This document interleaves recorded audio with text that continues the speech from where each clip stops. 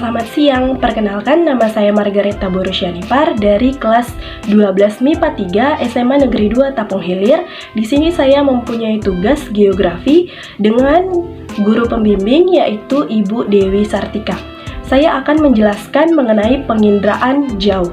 Nah, yang pertama, apa sih itu penginderaan jauh? Nah, penginderaan jauh adalah ilmu atau seni untuk memperoleh informasi mengenai objek, daerah, atau gejala melalui analisis data tanpa kontak langsung dengan objek itu sendiri. Nah, seperti contohnya itu pemotretan atau pengambilan gambar permukaan bumi dengan menggunakan sensor.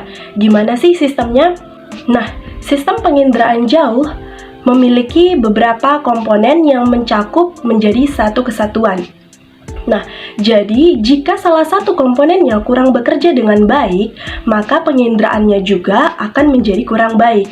Nah, komponen-komponen penginderaan jauh yang pertama adalah sumber tenaga, kemudian atmosfer, setelah itu ada objek, setelah objek sensor, kemudian citra ataupun pengolahan data, setelah itu pengguna data. Nah, saya akan menjelaskan komponen-komponen penginderaan jauh secara satu persatu. Baiklah, yang pertama adalah sumber tenaga. Sumber tenaga dibagi menjadi dua, yaitu sumber tenaga aktif dan sumber tenaga pasif. Sumber tenaga aktif adalah sumber tenaga yang diciptakan oleh manusia atau dibuat oleh manusia, seperti contohnya blitz. Nah, sumber tenaga pasif biasanya langsung disimpan pada sensornya. Setelah itu, sumber tenaga pasif. Sumber tenaga pasif adalah sumber tenaga yang berasal dari matahari. Matahari itu sendiri. Nah, kemudian sumber tenaga pasif ini terjadi pada siang hari karena matahari hanya berada pada siang hari. Nah, biasanya hasil penginderaan jauh secara pasif ini tergantung pada bagaimana pencahayaannya dan bagaimana cuacanya. Karena itulah sistem penginderaan jauh secara pasif terjadi pada siang hari. Kemudian komponen yang kedua yaitu adalah atmosfer.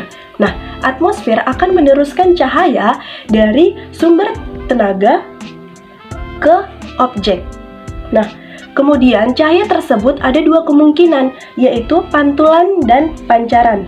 Kemudian objeknya itu adalah permukaan bumi, entah itu bangunan atau gunung.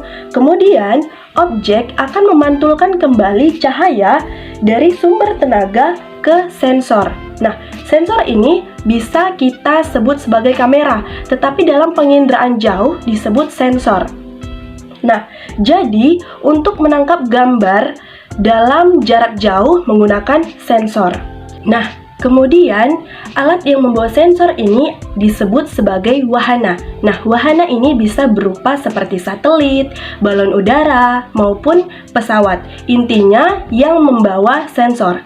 Berdasarkan proses pengambilannya, sensor terbagi menjadi dua, yaitu sensor fotografik dan sensor elektronik. Nah, sensor fotografik adalah sensor yang menghasilkan citra foto, sedangkan sensor elektronik adalah sensor yang menghasilkan citra non-foto. Nah, sensor akan mengelola data dan menghasilkan data berupa data digital dan data visual. Nah, data digital ini adalah data-data yang menggunakan angka seperti koordinat titik dan lain sebagainya. Kemudian, data visual adalah data yang menghasilkan foto ataupun yang dapat bisa dilihat langsung. Seperti foto Pekanbaru, oh seperti ini bentuknya, seperti itu. Tetapi tidak dapat kita lihat titik koordinatnya.